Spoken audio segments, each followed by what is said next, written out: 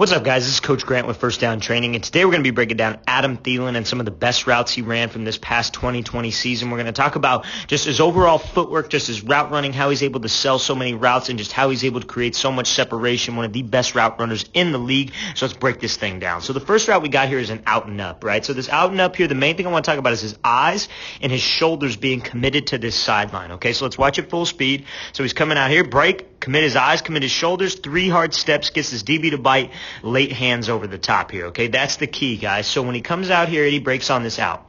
Sudden stick, snaps his eyes around, right? Now, that's what's going to be a huge indicator for this DB that he wants to try to break on this ball, wants to try to undercut it, pick this thing off, and make a big play and take this thing back to the house, right? We want to always give a huge indicator that we might be getting the ball on a double move like this on an out and up, right? So when we make this break on an out and up, it's 3 hard strides out to the out on this 90-degree angle. So he's going to go left, left, and make this bird right, left, right, excuse me. So right, left, right, sudden stick. But still, you look at how much his head and how much his shoulders are committed to the out, and you look where that does to the DB's eyes. He's looking back to this ball. Kirk Cousins might give him a quick pump fake, whatever it might be, to get him to even commit on this thing a little bit more. And we just changed direction and burst upfield. Now, since it's the red zone, we don't have a whole ton of room to run, right? So Cousins is going to be just dropping this thing right in the bucket in the back of the end zone. So I got to make sure that I don't let this DB react at all by showing my hands early, by going up and slowing down, right? We have this thing drop right in the bucket over the top, and you see how late his hands are. He's looking back for the ball. DB's going to be playing his hands here. He's not looking back for this ball. Late hands, don't let this DB react. I cannot stress that enough, guys, when we're catching anything over the shoulder, especially when it's in the back of the end zone like this. I want my hands to be late, so it's just the DB cannot react. That's the whole entire goal of this. I want late hands, let this thing drop right in the bucket. DB has no time to react at all. Get 2 feet down. It's a great route by Adam Thielen. Let's watch this thing full speed one more time. Coming out here, stick, 1, 2, 3. Commit your eyes, commit your shoulders, late hands over the top. That's a perfect rep by Adam Thielen, okay? So now we're going to talk about this triple move. So he's going to go left, left, and he's going to run this slant, getting this DB to jump. So let's watch it full speed here, then we'll break it down. So left, left, get him to jump inside, take off to the inside, make this play, all right? So let's break this thing down. So we're going to talk about this release here. So the main thing about your feet, guys, is that you want to keep this thing somewhere underneath your frame. Now, I don't want to say so much underneath your frame because then you're not going to move your feet at all. But I don't want your feet to kind of reach. I don't want to reach way outside my frame. I want my upper half, because that's what's going to move this DB. This DB's disciplined. He's looking at my body. He's looking at my number, right? But if we actually decide to move my number and my feet stay explosive, right, that's what's going to get this DB to turn his hips even more and get him to bite. So, again, you see how he goes out, right? 1, 2, 3. You see how his feet never get outside of his frame. He's always in this explosive position. Now, how does he get so quick off of this? How are his feet so quick? How does he get so much power? Because of where he's driving off of. He's driving off of the inside portion of his feet. You look at this shin angle, right? That's explosion. That's going to shoot him back to the inside. And now you look what gets this DB to lean. Look at his number, right? His number's committed to the outside. His eyes are to the outside. That's what's going to get him to move. So you see how he goes 1, 2, 3 here. That's what gets him to move. His toes stay straight forward, so he stays explosive. He pushes off that inside arch of his foot, almost like he's skating here. And then you see what kind of drive that gives him back out. He shoots this thing out. He's pushing off of here. He stays in an explosive position. That's how you explode off the line. A lot of people ask me, how can I get faster off the line? How can I get more explosive off the line? That right there and that right there. Pad level and driving off that inside arch. And your upper half is what takes care of this DB. It's not, I don't care how quick your feet are. You could have the guy with the best footwork in the freaking world, but his upper half does not move. A good DB's not going to bite. 100% of the time will not bite because you're not moving your upper half, okay? So let's watch this thing full speed one more time. So again, left, toes forward, weight on the inside arch of your feet, and your upper half is violent. Now, how can you set this up? One more thing before we move on to the next clip. Let's say you take an outside release one time, and let's say you just go left, right. Let's say you take a left step, so out, in, and then you burst up on a fade and you beat him one time, right? He feels your speed. Thielen's deceptively fast. Now we come back and we hit him with a left, and I commit my shoulders right here. This DB's gonna think, oh, I'm not gonna let him beat me again. I'm not gonna let him beat me over the top. He's felt my speed. It's man coverage. I'm not gonna get beat over the top again. And then bam, we take the inside release. That's how you get in this DB's head. That's how you play a mind game. Let's watch it full speed one more time. So again, coming off 1, 2, 3, get him to jump, violent upper half, sudden feet pushing off the inside arch. That's how how we get explosion here. Okay, so now he's just going to be running a straight up go with this little pressure step, but he's going to be getting in this DB's blind spot. So let's watch it full speed, then we'll break it down. It's coming out here, pressure step, get in the blind spot, and we just take this thing back up top. Great job making this DB not look the best, but he's also a very, very talented DB. I believe this is Lattimore here. So when he's coming off here, he sees that he's bailing, right? He's committing his shoulders. He's turned and run with him. So where's his blind spot? His blind spot is back here. Now, again, guys, I'm going to tell you this up front. He's not thinking about all this during the game, right? I'm breaking it down to make it simpler for you. This is something that comes with reps. You can't just walk out onto the field and just go play this freaking thing. This is something that you got to do. But before, you got to put time in. This is all muscle memory. This is something that they rep so many times. Why do you think these guys practice for so many hours? This is why. You can't walk into a field and do this kind of stuff just with having to think about it during a game. The game is so fast, especially at this level. So you got to do this beforehand. You got to work everything that I'm telling you to work right now on your own time. So again, he's coming out here. Look, his eyes are to the outside, right?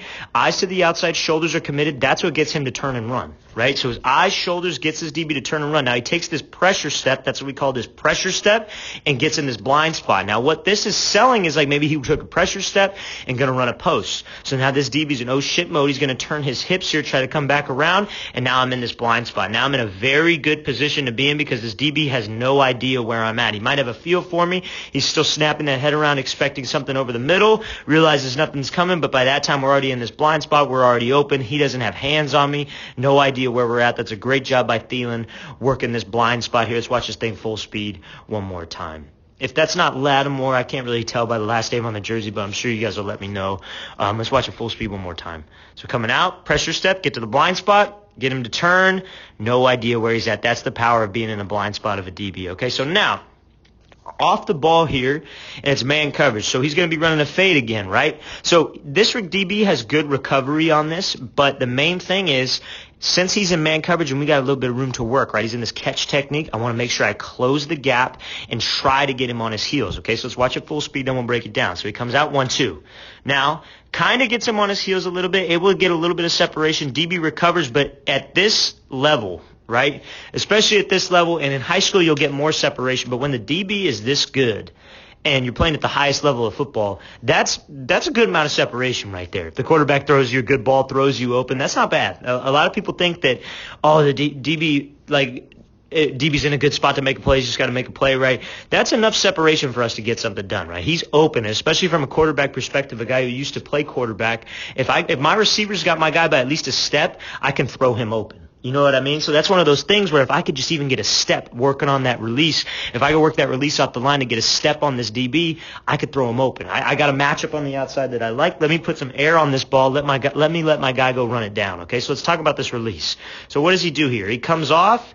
He goes 1, 2, 3. Now that 2, 3 here, he's trying to close the gap, get him flat-footed, right? But he does a pretty good job of keeping his feet moving so he could just turn and run out of it, right? So what I think Thielen could have done a little bit better here is you see how close his feet are, but look at his number, right? So again, DB staying disciplined, looking at that number, you see how square he is, right? His upper half doesn't really move. That's what I'm talking about. That's what happens with a lot of guys when they just move their feet, is they don't get any separation, right? Because his feet are just kind of shattered here. But when you close the gap, you get this DB on a little bit of a back pedal, we can explode upfield. And especially when this DB doesn't have hands on us here, we can get some separation because I got my head down, I'm pumping my arms, and I could go vertical. Now here's the other thing.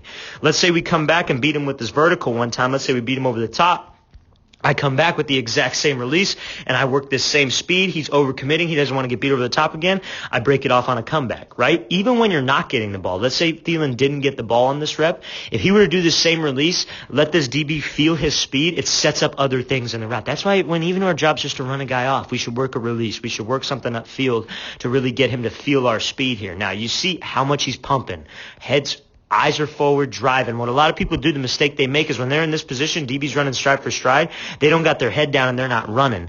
Because, one in part, their quarterback doesn't throw enough air on the ball. The quarterback won't put enough air. They don't trust their quarterback to put air on it. So they look back early because their quarterback doesn't understand the concept of air. He knows he's with an NFL quarterback, one of the best. Well, some of you are probably going to disagree with me, but I like Kirky C. I think he's one of the best in the league. he's going to put some air on this thing, okay? And he's going to let Thielen go run this thing down, right? Because he's an experienced quarterback, and quarterbacks at the top of their game do that. So he's got his head down, he's pumping. So receivers, tell your quarterback, listen, put some air on it, get it up early, and let me go run it down so you don't have to hold the ball for forever and try to put it on a line so I don't have to look back early. Or if he doesn't have the best arm strength, then that's a different story, okay? But that's why he's able to look forward, because you see, he doesn't look back until he knows he's got him by about a step, and then Cousins puts a beautiful ball in the air, drops this thing right in the bucket. That's a great job. And again, over the top, late hands. Don't let this DB react to anything. Don't show my hands too early. That's a great job by Thielen. Could have been a little bit better off the line of scrimmage, but again, when we're able to close the gap and maybe get him on his heels a little bit, right? My bad. Try to get him on his heels a little bit to where he doesn't get hands on us. We got an opportunity to gain a step. Okay, so let's watch this thing full speed one more time. So he's coming out here. 1-2. Burst up field. Head down. Pump your arms. Quarterback's going to give you air. He's going to drop it right in the bucket. That's a great job by Adam Thielen here. Okay, so now he's going to be running this kind of deep corner here. Let's watch this thing. So he's coming off here, kind of gives a split release, dips that shoulder, rips underneath, stems him to the inside. DB does not play this thing bad. I think that's a great ball again. That's why I'm a big fan of Kirk Cousins, but we're going to talk about the late hands on the catch, okay? So when he wants to take this inside release here, right, I want you to see how he kind of dips this inside shoulder here, right?